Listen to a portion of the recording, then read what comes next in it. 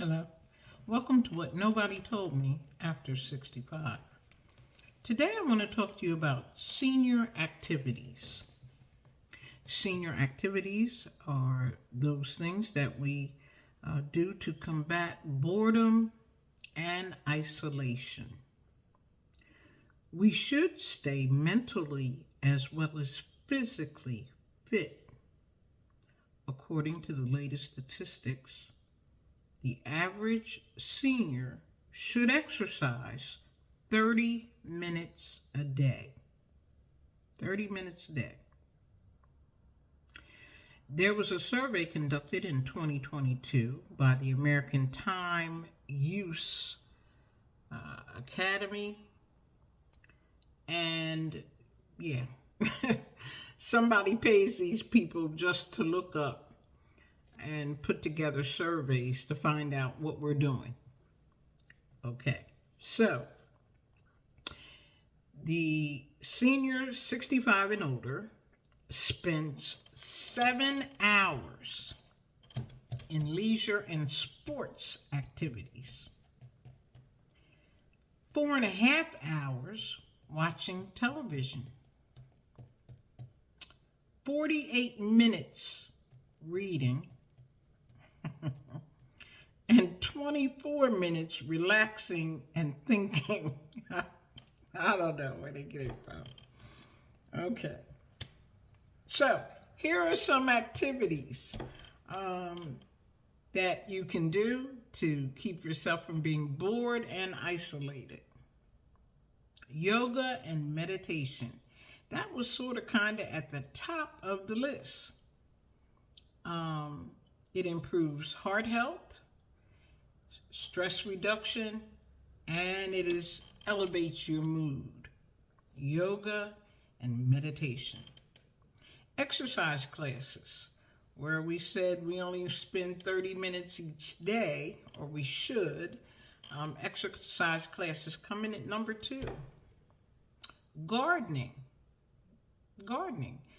where you get fresh air and relaxation, and it has many health benefits, as well as you can consume what you produce. Fruits, vegetables, herbs can be used in cooking. You can share it with people.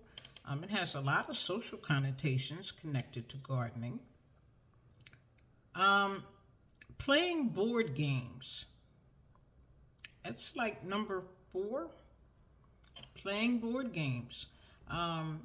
Certainly, we know that it improves mental health because you have to think about your next move and what the person is going to move or not move.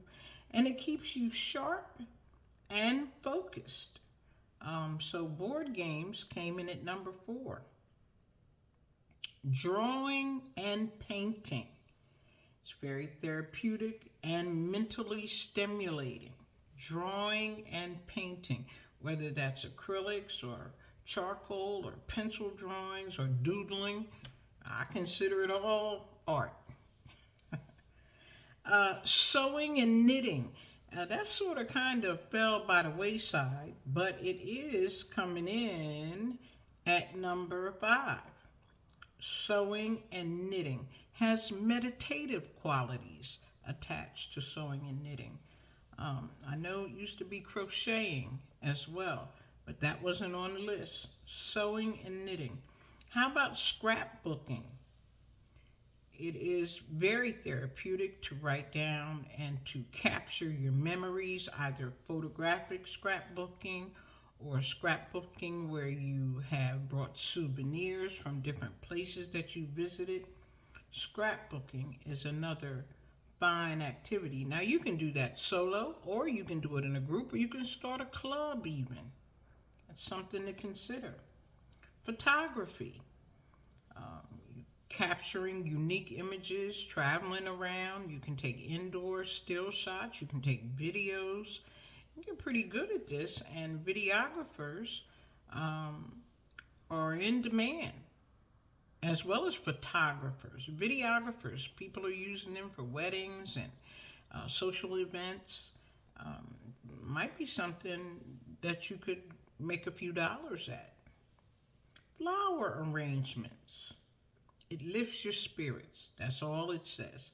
Flower arrangements. I like to use fake flowers, and I make quite a few arrangements. I think I got one in the background here. Yeah, that I made because I enjoy the vases, the container that you put these flowers in gives me great pleasure. I like to go yard sale, surfing, and find different containers. And the container speaks to the kind of plant or flower arrangement that I would put in it. I find that very rewarding. Um, I don't sell them or anything. I give them out as gifts sometimes, but I'm not that good at it. I'm working on it. How about puzzles? Very good for mental stimulation.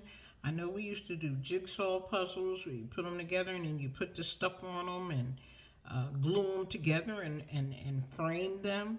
Because once you finish a 1,000-piece puzzle, you do not want to tear it up and throw it away. You want to hang on to that. And Lord, don't lose a piece of your puzzle. I've been found crawling all over the floor looking for a puzzle. But there's also crossword puzzles. I used to like to do the New York crossword puzzle. How about dancing? I think dancing and listening to music go hand in hand. It's for fitness and exercise and relaxation. We don't dance as much as we used to. And some people say they can't dance. Everybody can dance. If you can move, you can dance. Singing. It improves memory and it is a cognitive activity. Singing. Even if you're singing in the shower, sing. Reading. I told you, we only spent 48 minutes reading.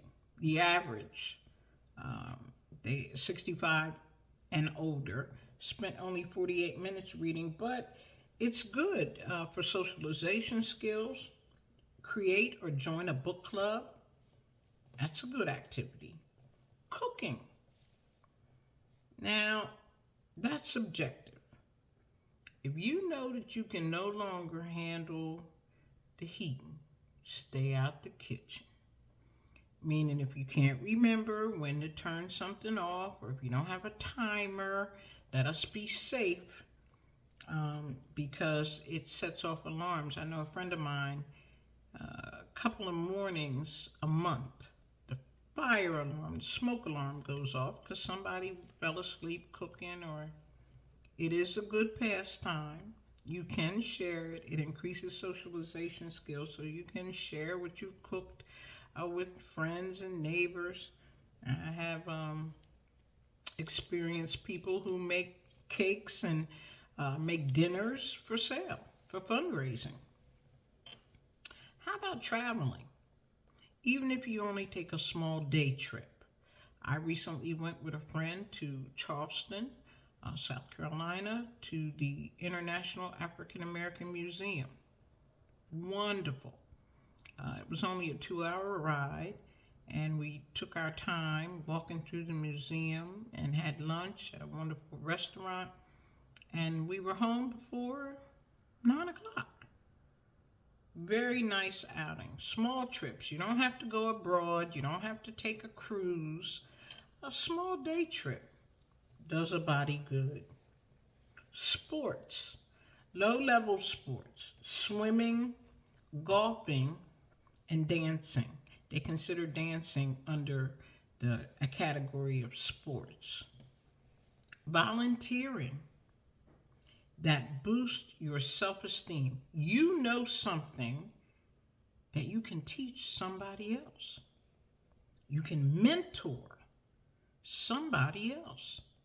Share your years of experience. That's a wonderful thing. And it creates socialization, activity, and opportunities to get out and meet people. And let's talk about pets once again. Caring for pets. Pets are like people. They are so loving and caring, and loyal. I don't know about cats. I am a dog person. Cats are a pet of a different color. Cats don't take orders. You can't teach them tricks, but they have their place. I know there's some cat lovers out there. Um, Enjoy your pets.